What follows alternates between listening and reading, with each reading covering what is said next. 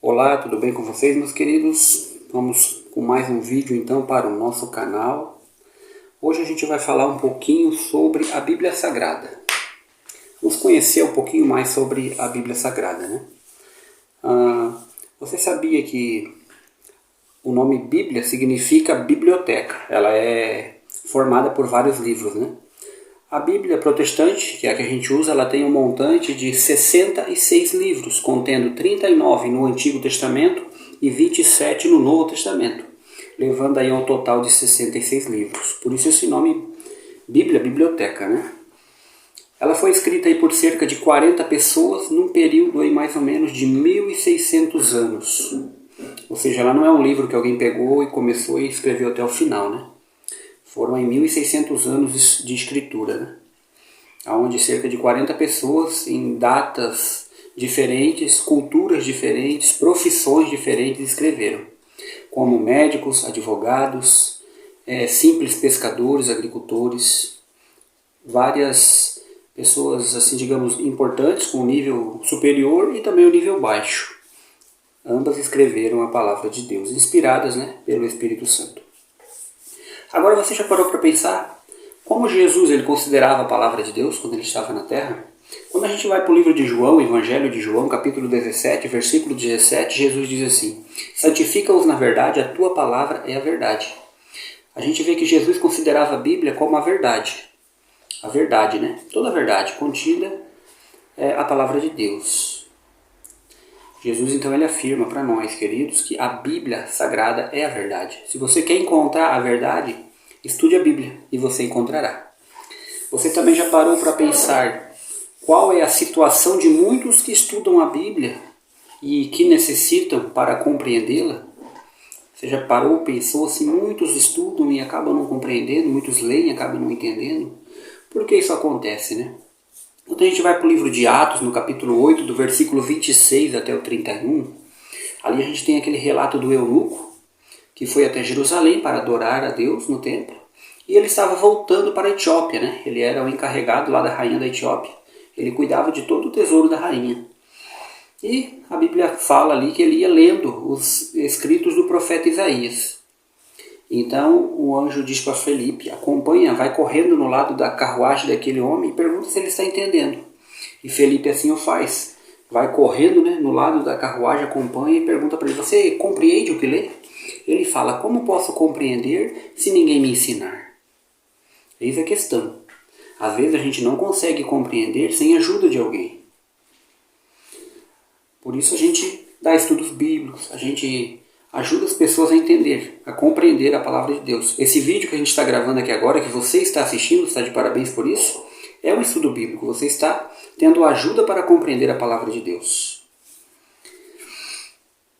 E qual a maneira correta, então, de estudar a Bíblia Sagrada? Quando a gente vai para o livro de Isaías, capítulo 28, versículo 10, a gente vê que lá vai dizer que a gente estuda um pouco aqui e um pouco ali. O que isso significa, né? Que é regra sobre regra, preceito sobre preceito, um pouco aqui e um pouco ali. Isso significa que você deve pegar um tema. Por exemplo, vou dar um exemplo, né? A morte. Quero estudar sobre a morte. Não existe na Bíblia uma página que vá te falar tudo o que se relaciona à morte. Mas o que acontece? Você pega um pouquinho ali em Gênesis, um pouquinho lá em Ezequiel, um pouquinho lá em Mateus, um pouquinho lá em Apocalipse, e você junta tudo isso, você tem a compreensão do tema morte. Você conseguiu entender? É um pouco aqui e um pouco ali. Assim a gente estuda e compreende a palavra de Deus. Que benefício recebe quem estuda as Escrituras Sagradas? De acordo com João 5,39, através da Bíblia encontramos a vida eterna em Cristo Jesus. Ou seja, quando a gente estuda a Bíblia, a gente encontra a vida eterna, a gente consegue a salvação através da Bíblia. É um benefício. Mas tem mais um benefício além desse. Quando a gente vai para o Evangelho de João também, no capítulo 16, versículo 13, ou João 8, versículo 32, vai falar que o Espírito Santo guia em toda a verdade e nos liberta da verdade. Se você quer conhecer a verdade, se você quer ser liberto dessa vida que você tem, você quer uma vida melhor ao lado de Deus, João 8,32, conhecereis a verdade e ela te libertará. Esse é mais um benefício que quem estuda recebe, você é libertado. Você tem a chance de uma nova vida ao lado de Cristo. Agora, quem dirigiu os profetas a escreverem a Bíblia? Você já parou para pensar nisso? Ou simplesmente homens decidiram escrever assim por mais nem menos?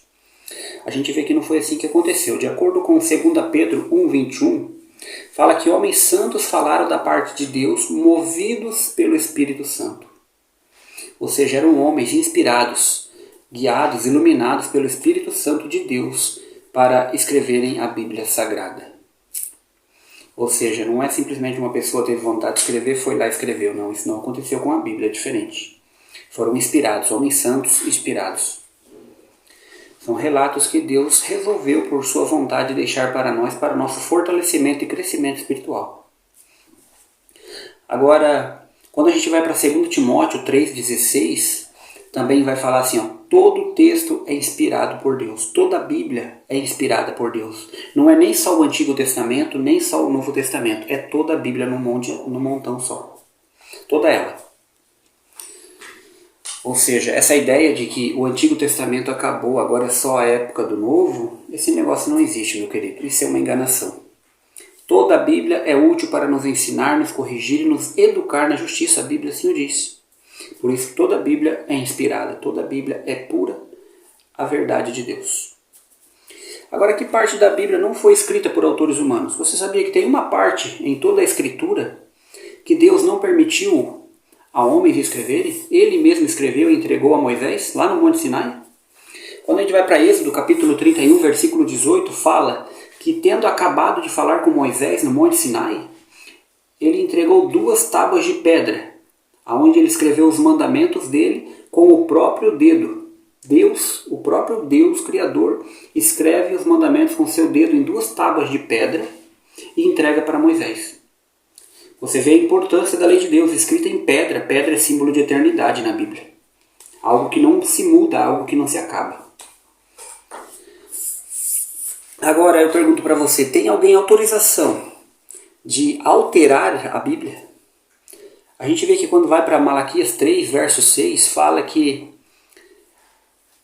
Deus fala assim, eu não mudo, por isso vós não sois consumidos. Se Deus, o Criador, não muda, obviamente a palavra dele, aquilo que ele fala, que ele deixou escrito, também não vai mudar. Mas quando vamos para Apocalipse 22, 18 e 19, é mais profundo ainda. Lá fala que quem acrescentar alguma coisa à palavra de Deus, Deus acrescentará os flagelos escritos na Bíblia. Que flagelos são esses? Temos as 7 últimas pragas do Apocalipse, que ainda serão derramadas sobre a terra, que cairão na vida dessa pessoa. Está vendo? E quem tirar alguma coisa da palavra de Deus, ela fala que Deus tirará sua parte da árvore da vida, ou seja, ela se perderá, não conseguirá salvação. Então ninguém tem autorização de mudar nada na Bíblia, nem uma vírgula, nem um ponto. Ela é para ser como ela é. E agora, como são chamados os praticantes da palavra de Deus? De acordo com João 13,17 e Tiago 1,22, fala que bem-aventurados sois se praticardes os ensinos da Bíblia. Bem-aventurado na Bíblia significa feliz. Se você quer ser feliz, pratique aquilo que a Bíblia, que a palavra de Deus ensina a você.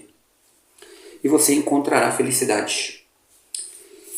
Esse foi algumas passagens que a gente falou, mas se a gente fosse, poderíamos ficar aqui horas falando sobre isso, né? Mas são algumas curiosidades, alguns ensinamentos. Espero que possa ter ajudado você a ter uma melhor compreensão. E se você ficou alguma dúvida de algum jeito, deixa nos comentários embaixo do vídeo que terei o prazer de responder para você em uma outra oportunidade. Se você quer que eu grave algum vídeo sobre algum assunto também relacionado à Bíblia, pode deixar lá que eu vou ter o carinho de fazer esse vídeo também. E eu peço aí a sua compreensão, deixa aí o seu joinha, se inscreva no canal, compartilhe com seus amigos. Desde já o meu muito obrigado, que Deus o abençoe, meu querido.